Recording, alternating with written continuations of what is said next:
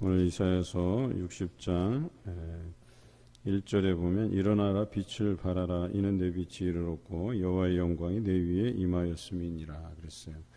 이제는 완전히 회복함을 허락하신 말씀이죠. 예루살렘이 받은 심판 이후에 하나님께서 그들 백성을 돌아오게 하고 그들에게 빛을 발할 것인데 그것은 여호와의 빛이라 여호와의 영광이다 이렇게 이야기하죠.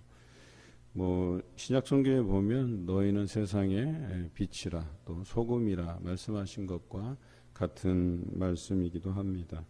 이제 앞으로 너희가 빛을 발하고 또 그 빛이 모든 어둠이 있는 땅을 덮을 것이고 캄캄함이 만민을 가리겠지만 여호와께서 내 위에 임하실 그 빛으로 인하여서 그 영광을 드러낼 것이다 라고 했어요. 이 땅의 공중의 권세 잡은 자가 사단이라고 한다면 어찌 보면 이 온 땅이 또 그 안에 살아가는 사람들이 그 어둠으로 땅이 덮이고 또 캄캄함이 만민을 가리는 것이 되겠지만 오직 하나님께서 택하시고 부르시고 또 회복시키는 그래서 그 영광이 임하는 그 사람을 통해서 세상의 빛으로 세상의 소금으로 사용할 것이다 말씀하시죠. 그래서 이스라엘을 다시 회복시키시고 3절의 말씀처럼 나라들은 내 빛으로 왕들은 빛은 내 광명으로 나아오리라 그랬어요. 많은 사람들을 구원하시기 위해서 하나님께서 처음에 계획하신 대로 이스라엘 백성들을 다시금 그 하나님의 그 빛을 비추시고 그 빛으로 나오게 하시겠다 말씀하세요. 어찌 보면 이사야의 중심, 핵심의 말씀이죠. 그래서 남은 자들을 돌아오게 하시겠다라고 하는 그 말씀에 부합되는 말씀입니다. 그런데 먼 곳에서 많은 사람들이 내 아들들, 내 딸들을 안기어 올 것이다 이렇게 표현하고 있고 내가 보고 기쁜 빛을 내며 내 마음이 놀라고 또 화창하리니라 그랬어요. 이스라엘의 밝은 미래에 대한 이야기들을 이야기합니다. 뿐만 아니라 그 이방인들이 예루살렘으로 몰려올 때 그냥 빈손으로 오는 것이 아니라 그 재물을 가지고 돌아온다. 그래서 5절, 6절, 7절이 다 뭐예요? 그 하나님의 영광의 집을 영화롭게 하기 위해서 그들이 각양각색의 재물들을 들고 예루살렘으로 몰려올 것이다. 이렇게 표현하고 있죠. 그리고 9절에 보면 섬들이 나를 앙망하고 다시스의 배들이 먼저 이르되 먼 곳에서 내 자손과 그들의 은금을 아울러 싣고 와서 내 하나님 여호와의 이름에 드리려 하며 이스라엘의 거룩한 이에게 드리려 하는 자들이라 이는 내가 너를 영화롭게 하였음이라 그랬어요. 앞에서 그 심판의 그 하나님의 모습을 드러내 보여주시면서 하시는 말씀이 뭐예요? 이 역사를 주관하시고 이 땅을 통치하시는 분이 하나님이신 것을 그들에게 드러내 보이시겠다고 분명히 말씀하시죠. 그런데 오늘 그것을 드러내면 물론이고 그 드러냄과 동시에 이스라엘이 영화를 얻을 것이다. 많은 백성들이 이방들이 이스라엘의 패망을 바라보면서 조롱하고 비웃고 너희가 섬기는 그 하나님은 죽었다라고 말하기까지 그 비난을 감수해야 됐었지만 그들이 포로기에서 돌아올 때에 하나님께서 예루살렘을 회복시키시고 이스라엘을 많은 사람들 중에서 영화롭게 하셨다. 너희 하나님이 죽은 것이 아니라 살아 역사하시는구나. 오히려 우리가 의지했던 그 열방들이 다 하나님의 손에 심판을 받고 멸망당하는 모습들을 그들이 보게 될 것이다 라고 하는 것이죠. 내가 노하여 너를 쳤으나 이제는 나의 은혜로 너를 불쌍히 여겼은즉 그랬어요. 하나님의 심판은 긍휼히 여기심에 대한 부분이 동반된다는 뜻이죠. 이스라엘을 그저 하나님의 진노하심에 맡겨두신 게 아니에요. 하나님의 진노는 거기에 긍휼이 담겨져 있지 않으면 완전히 사라지게 만드는 거죠. 완전히 패망하게 멸망하게 두시는 거죠. 그런데 여기서 은혜로 너를 불쌍히 여겼다라고 하는 것은 그 백성을 다시 하나님께서 돌아오게 하실 것이다 라고 하는 그 약속이 담겨져 있는 것이죠. 그래서 결국에는 뭐예요? 돌아와서 내 성벽을 쌓을 것이요 그들의 왕들이 너를 섬기게 될 것이다 그랬어요.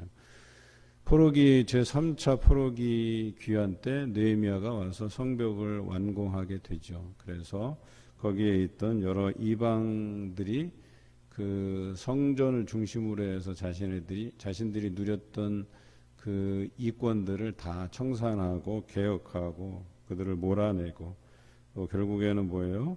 열국이 이스라엘을 맞이하게 될 것이다 이렇게 표현하고 그것이 실제로 역사 안에서 성취가 되죠. 이것은 이사야의 말씀은 이스라엘 패망 이전에 쓰여진 말씀이란 말이에요. 이미 이스라엘이 패망하고 다시 포로기를 지내서 돌아오고 성전을 재건하고 성벽을 중수하고 사회개혁을 이끌어내고 또 몇 세대간 하나님을 잘 섬기게 되는 그 일들을 미리 예언한 말씀이에요. 그리고 이것은 다 이루어진 사건들입니다. 내 속문이 항상 열려 주야로 닫히지 아니하리니 이는 사람들이 내게로 이방 나라들의 재물을 가져오며 그들의 왕들을 포로로 이끌어옵니다. 앞에서 언급한 말씀을 계속해서 중복되게 설명을 하고 있습니다. 너를 섬기지 아니하는 백성과 나라는 파멸하리니 그 백성들은 반드시 진멸되리라. 이게 헤렘의 개념과 같은 거예요. 하나님의 그 백성이 전쟁에 나가서 하나님께서 헤렘을 명하면 즉 거룩한 전투라고 명명한 그런 전투는요 적들을 한 명도 남김없이 다 죽이라고 하는 명령이거든요. 그리고 성경에는 몇몇 사건에서 특히 아말렉을 진멸할 때는 헤렘을 명하세요. 이건 거룩한 전투니까 너희가 그 전리물을 취할 수도 없다 이거예요. 전쟁에 나가면 이기고 나면 전리물을 취해야 되는데 취하지 못하게 하고 이건 온전히 하나님의 전쟁이고 하나님께 드려야 될 전쟁이기 때문에 전리물을 하나도 남김없이 다 죽여야 돼. 짐승들도 다 죽여야 되고 전리물도 취하지 못하고 다 불태워서 이것이 하나님께 드려져야 될 전쟁이라고 얘기하는데 마치 그것을 연상시켜요. 그래서 회복시킨 그 이스라엘을 섬기지 않고 또 나오지 않는 자들은 어때요? 다 진멸되리라 그랬어요. 다 죽여 없애겠다고 말씀하고 계시는 거죠. 이거는 다른 표현으로 하면 다시금 이스라엘을 하나님의 그 선택된 백성으로서 하나님의 주권적으로 역사하시는 그 백성으로 세워주시겠다 이런 표현이에요. 13절 레바논의 영광 곧 잣나무와 소나무와 황양목이 함께 내게 이르러 내 거룩한 곳을 아름답게 할 것이며 내가 나의 발둘 곳을 영화롭게 할 것이라 그랬어요. 어때요? 우리가 예루살렘에 돌아와서 그들이 제일 처음 여호와의 성전을 건축하게 되는데 그 부분을 연상시킬 만한 부분이죠. 그래서 하나님이 계실 만한 곳을 영화롭게 하시겠다라고 하는 말씀을 이루시는 장면도 우리가 보게 되죠. 그래서 14절에 너를 괴롭히던 자의 자손이 몸을 굽혀 내게 나오며 너를 멸시하던 모든 자가 내 발 아래에 엎드려 너를 이끌어 여호와의 성읍이라 이스라엘의 거룩한 이의 시온이라 하리라 그랬어요. 시온의 개념이 여러 가지 뜻을 담고 있는데 다윗성, 그 다윗의 영화로움, 그때의 전성기를 되찾게 할 것이다 라는 표현도 되고 시온은 하나님의 구원을 상징하는 도시예요. 그래서 하나님의 구원이 임할 것이다 라고 하는 그런 이야기도 되겠죠. 16절부터 22절까지는 이제 하나님께서 그들을 얼마나 대단한 민족으로 세우실 것인가, 그들을 어떻게 회복해 가실 것인가에 대한 이야기가 자세히 기록되어 있어요. 16절에 보면 내가 이방 나라들의 젖을 빨며 뭇 왕의 젖을 빨고 나 여호와는 내 구원자 내 구속자 야곱의 전능자인 줄 알리라. 그러니까 많은 백성들이 이스라엘 이제는 더 이상 넘보지 못할 것은 그 이스라엘을 구속하신 자가 하나님이신 것을 알게 하시기 때문이다 라고 해요. 물론 이것이 어느 만큼의 미래를 예견하는지는 몰라도 이 말씀을 듣는 이들이 그래서 페르시아 시대로 한라 시대 또 넘어서 로마 시대까지 이 말씀이 읽혀졌다면 이들이 이 말씀을 힘입고 메시아를 기다렸을 가능성이 있어요. 이사야서에서 예언된 대로 우리를 구원하실 자가, 구속하실 자가 반드시 올 것이고 그분이 전능자로서 자신들을 구원하실 것이다 라고 하는 그 희망의 메시지가 될 것임에 틀림없습니다. 어찌 보면 이사야의 예언은 가장 이스라엘의 전성기 때 예언된 것이거든요. 아무도 이 말씀에 대해서 무슨 이런 가치가 있을 거라고는 예상을 못했던 거예요. 왜냐하면 이렇게 전성기 때에 그들이 패망을 경험하게 될 것이라고 얘기하는데, 열방을 심판하실 것이라고 얘기하는데 여기에 동의할 사람이 잘 없었다는 거예요. 그런데 막상 그들이 바벨론에게 나라를 빼앗겨 보니까 이 말씀이 이제 새삼 그들에게 이제 다가오게 되는 거죠. 그리고 결국에는 가치 없게 여겼던 이 말씀이 그들에게 새로운 희망을 전해주는 거죠. 분명히 하나님께서 우리를 회복시키실 것이다. 또 이 말씀과 함께 예레미야 선지자가 70년 포로기 이후에 너희를 돌아오게 할 것이다. 또 뿐만 아니라 그들이 포로기에 가서까지 그곳에서 에스겔 선지자를 세워서 너희가 돌아갈 것이다. 이렇게 위로해 주시고 희망의 메시지를 전해 주시고 계신다는 거죠.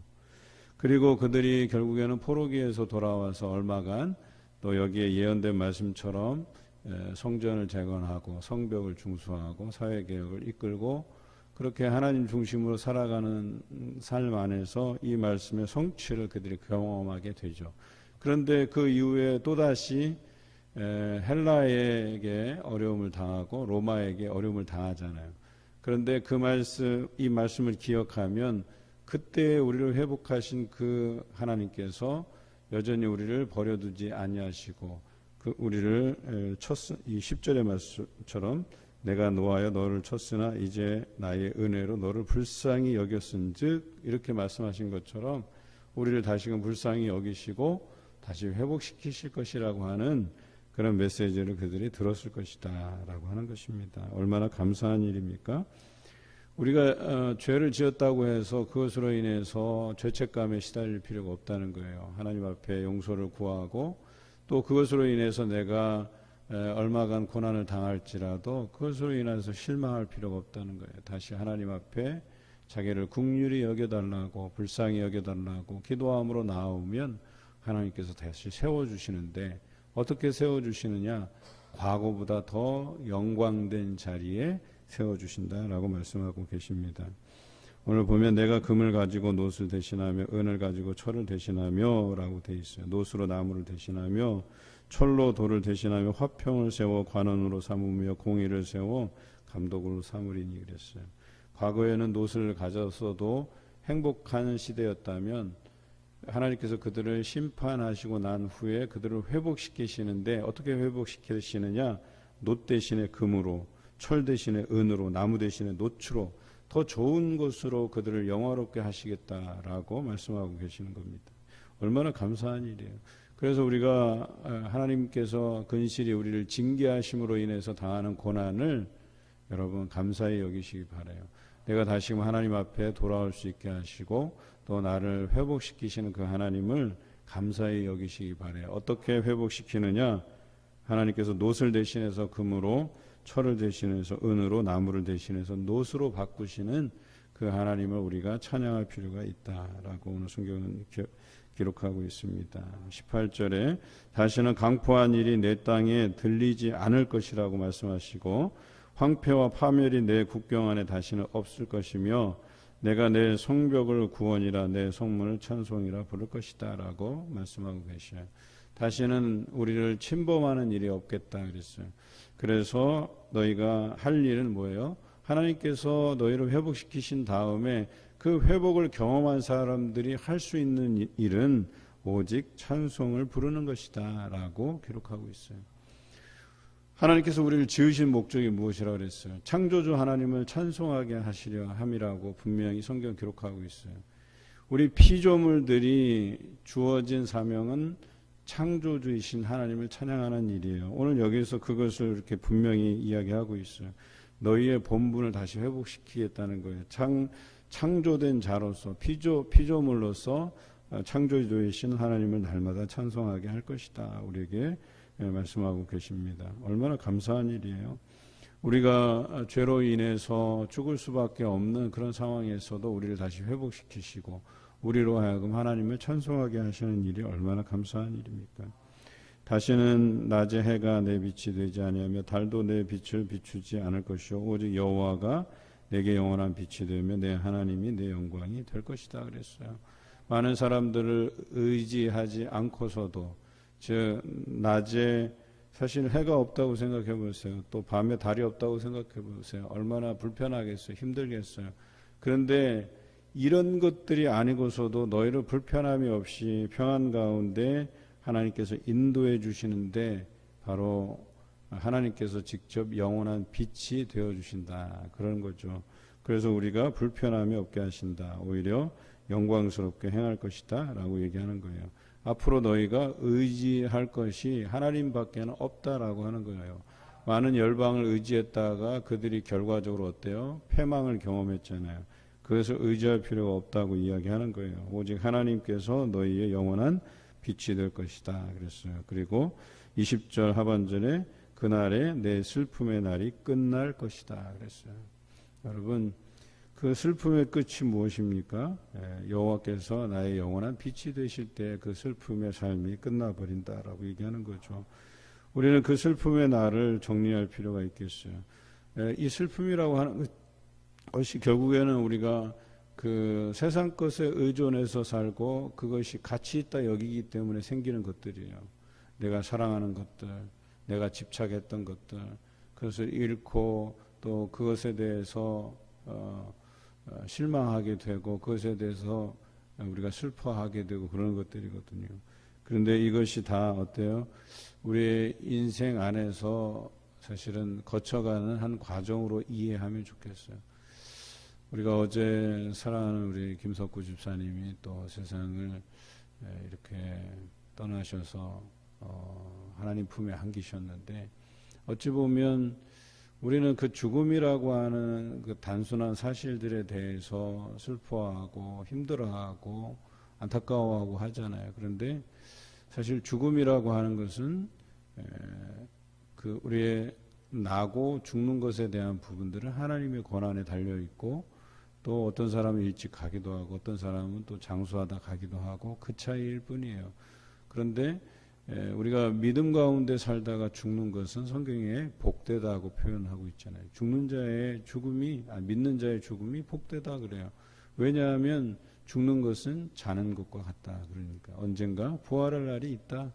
그리고 예수 그리스도의 재림에 우리가 공중에서 그분을 맞이하게 될 것이다라고 성경은 분명히 이야기하고 있거든요. 그래서 엄밀히 따지면 그것이 우리에게 슬픔의 사건이 아니라 이제 세상에서의 모든 슬픔, 고통, 아픔을 내려놓고 우리 하나님의 그 품에서 편히 안식할 그 날이 되었음을 우리에게 알려주시는 것이거든요. 그래서 우리는 그것을 복된 것으로 여기고 또 그것으로 인하여서 우리가 부활의 소망을 갖고 그런 말들로 서로 위로하라고 우리에게 말씀하시는 것 아니겠어요? 우리는 이 슬픔의 날이 끝나야 될 것이다 라고 이야기하는 것은 하나님께서 우리에게 말씀하시는 바를 온전히 이해하고 온전히 하나님께 맡기라고 이야기하는 것이에요. 사나 죽으나 다 하나님의 영광을 위한 것들이에요. 다 하나님께서 결정하시고 이끌어 가시는 문제예요. 그저 우리는 이 문제에 대해서 우리의 욕심들을 내려놓고 바라볼 필요가 있다는 거예요. 때로는 회복하시기도 하고 때로는 하나님께서 먼저 데려가시기도 하세요. 이런 인생의 문제를 놓고 우리가 너무나도 그 안에서 집착하게 되면 그것으로 인해서 우리의 슬픔이 끊이질 않는다는 거예요. 평생을 이 슬픔 안에서 살아갈 우리 인생을 생각하면 그 짧게 왔다가 안개 같은 존재로서 살다 가는 건데 그 큰 근심을 갖고 살아갈 필요가 없다고 이야기해요. 물론 인정적으로는 인간의 그 심정적으로는 안타까움이 분명히 없지 않아 있을 거예요. 하지만 하나님께서 그 믿는 자들의 죽음을 복되다고 하신 이 부분을 기억하셔야 돼요. 그래서 우리는 이 죽음의 문제까지 삶의 모든 질고와 고통들을 다 예수 그리스도께서 한번 짊어지셨기 때문에 이 부분은 예수님께서 해결하신 부분이에요. 우리가 이 부분에 대해서는 하나님께 맡겨드리는 제의가 필요해요. 그러면 그 슬픔의 날이 끝나게 될 것이에요. 왜? 영원한 빛을 우리에게 비춰주시고 계시기 때문에 그렇다라고 하는 것이죠. 내 백성이 다 의롭게 되어 영원히 땅을 차지하리니 그들은 내가 심은 가지요 내가 손으로 만든 것으로서 나의 영광을 나타낼 것인즉 그랬어요. 하나님께서 심은 것이래요. 하나님께서 가꾼 것이래요. 그래서 그것으로 인해서 하나님께서 영광을 나타낼 것이라고 했어요. 여러분, 앞에서도 삶과 죽음에 대해서 설명을 했지만 사는 것, 죽는 것이 일반이에요. 그리고 사는 것을 통해서도 하나님의 영광을 드러내시지만 죽는 것을 통해서도 하나님의 영광을 드러내셔요. 우리는 그것에 대해서 초연할 수 있어야 되는 거예요. 그래서 내가 달려갈 길을 다 달렸다라고 그 수고의 짐을 내가 다 지어놓으라고 하나님 앞에 아름답게 고백할 수 있는 인생이어야 된다라고 하는 거예요. 그런데 왜 우리가 미련을 갖냐? 그렇게 못 살아왔으니까. 우리가 그동안 삶의 문제에 너무 집착해 있다 보니까 우리가 죽음에 대해서 초연할 수 없는 것이거든요. 그런데 우리가 날마다 하나님을 상고하며 말씀을 묵상하고 그 말씀대로 살아간 삶이라면 후회함이 없는 거예요. 당장 오늘 하나님께서 나를 데려가신다 해도 우리는 이 삶에 대해서 후회함이 없어야 된다는 거예요. 내가 하나님께서 주신 그 삶을 달려갈 길을 다 달렸기 때문에 오늘 죽어도 내일 죽어도 여한이 없는 거예요. 그것에 대해서 많은 사람들이 나의 죽음을 보고 이 사람이 달려갈 길을 다 달렸구나. 하나님을 위해서 충성된 일꾼이라고 여겼구나. 또 많은 사람들이 그의 죽음을 애도하고 안타까워하면 우리는 잘 사는 거예요. 그거에 대해서 조금도 후회함이 없이 우리는 오늘을 충실히 살아가야 된다는 것이죠. 앞으로 이스라엘 백성이 그렇게 살아갈 것에 대해서 이야기하는 거예요. 마지막으로 그 작은 자가 1000명을 이루겠고 그 약한 자가 강국을 이룰 것이라. 때가 되면 나 여호와가 속히 이루리라 했어요. 여러분, 믿음의 가문들을 세워가시기 바라요. 여러분의 삶이 중요해요. 여러분이 삶에 집착하게 되면 여러분 자녀손들이 다 삶에 집착하게 돼요. 그런데 여러분들이 삶에 초연하게 되면 믿음이 중요한 것으로 알고 오늘 하루하루를 믿음 가운데 살아가면 여러분들 자녀들이 그것을 본받을 거예요. 그리고 그들도 여러분처럼 삶에 후회함이 없이 오늘 하루를 충실히 살아가는 귀한 믿음의 가문을 이룰 것임을 분명히 성경은 약속하고 있어요. 오늘 이 말씀을 기억하시면서 믿음 가운데 살아가시는 여러분 되시기를 주님의 이름으로 기원합니다.